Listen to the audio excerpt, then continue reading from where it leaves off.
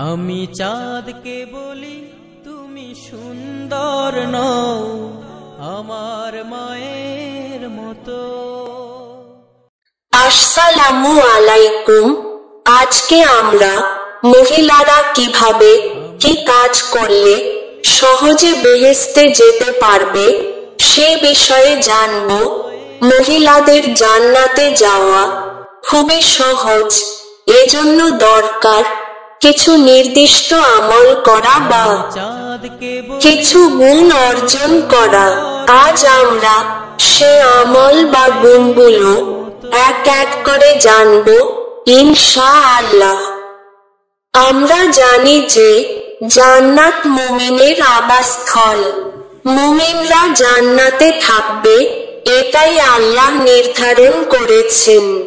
তবে দুনিয়াতে আল্লাহর বিধান মতো না চললে পরকালীন অশান্তি আর জাহান্নাম অবধারিত হয়। দুনিয়ার যাবতীয় কাজের উপর নির্ভর করে পরকালে কি জান্নাতে যাবে না জাহান্নামে যাবে। এজন্য আমাদের প্রিয় নবী সাল্লাল্লাহু আলাইহি সাল্লাম সতর্ক করে বলেছেন, হে নারীগণ, তোমরা দান সদকা করো, বেশি বেশি করে আল্লাহ তাআলার কাছে ক্ষমা প্রার্থনা করো, কেননা আমি জাহান্নামে তোমাদের অধিক হারে দেখেছি। এই কথা শোনার পর উপস্থিত মহিলাদের মধ্য থেকে জাজুলা নামক একজন মহিলা প্রশ্ন করলেন, হে রাসূল আল্লাহ, আমাদের কেন এই অবস্থা? কেন আমরা জাহান্নামে বেশি সংখ্যায় যাব? রাসূলুল্লাহ সাল্লাল্লাহু আলাইহি সাল্লাম উত্তর দিলেন, তোমরা স্বামীর প্রতি বেশি অকৃতজ্ঞ ও অভিশাপ দাও বেশি। দাম্পত্য জীবনে অনেক সুখী নারীকেও দেখা যায় যারা তার স্বামীর প্রতি অনেক সময় চরম অকৃতজ্ঞতা প্রকাশ করে। অনেক সময় সামান্য বিরক্ত হলেই সন্তানদেরও তারা অভিশাপ দিতে ভুলে যায় না।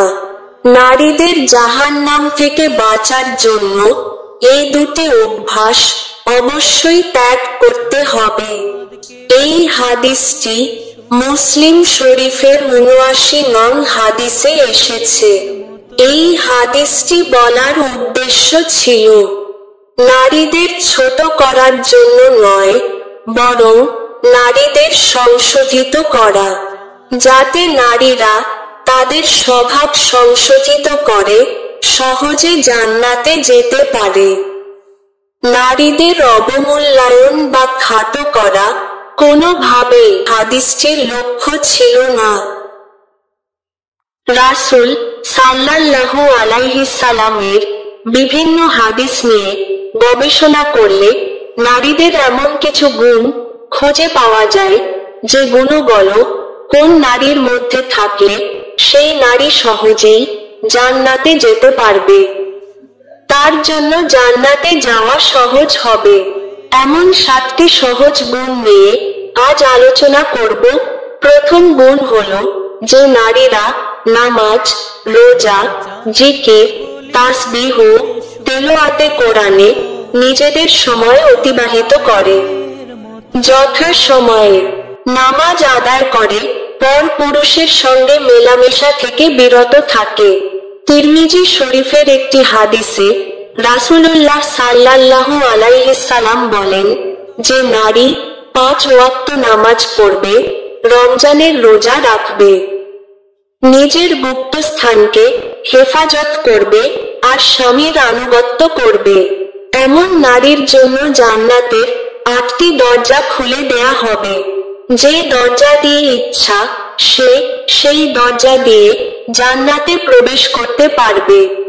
দ্বিতীয় গুণটি হলো যে সব নারী যথাসম্ভব নিজ ঘর দুয়ারে থাকেন, অপ্রয়োজনে বাইরে ঘোরাঘুরি করেন না, পর্দা, হায়া ও সম্ভ্রম রক্ষার প্রতি সবচেয়ে বেশি যত্নশীল থাকেন।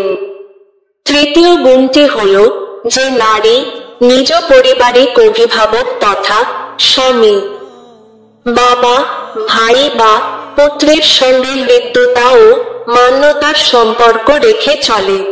চতুর্থ গুণটি হল এমন নারী যিনি অল্পে তুষ্ট থাকেন, আদর্শিকতা ও বিজ্ঞতার সঙ্গে নিজের প্রয়োজনীয় সমুদয় কাজ সম্পাদন করেন, নিজ সন্তান ও সহায় সম্পদের পুরোপুরি হেফাজত করেন। পঞ্চম গুণ হল যে নারী নিজ পরিবারের নেপথ্য পরিচালক হিসেবে পরিবারের কাছে বা দূরে অবস্থিত সকল সদস্যদের প্রতি আন্তরিকতা, দরদ ও কল্যাণকামিতা পোষণ করেন। ষষ্ঠ গুণ সেটি হল নিজ ঘর দুয়ার সর্বদা পরিষ্কার ও গুছিয়ে রাখা।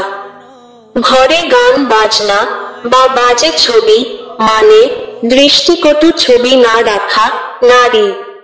সবশেষ বা সপ্তম গুণটি হল নিজে কাজের ফাঁকে ফাঁকে যখনই সময় পান তখনই ইসলাম জানার জন্য বিভিন্ন দিনই বই পড়েন বা তাসবিহ তাহলিল করে সময় ব্যয় করেন। সুযোগ পেলেই কোরআন তেলাওয়াত করেন, কোরআনের অর্থ বুঝে পড়ার চেষ্টা করেন। কারো গীবত শিকায়াতের সুযোগ দেন না, অযথা সময় নষ্ট করেন না। মহিলা বা নারীদের বেহেশতে যাওয়ার জন্য উপরের গুণাবলীগুলো অবশ্যই অর্জন করতে হবে। আল্লাহ আমাদের সবাইকে এই গুণগুলো অর্জন করার তৌফিক দান করুন, আমিন। আরো ভালো ভালো ভিডিও পেতে চ্যানেলটি সাবস্ক্রাইব করে আমাদের উৎসাহিত করবেন। আল্লাহ হাফেজ।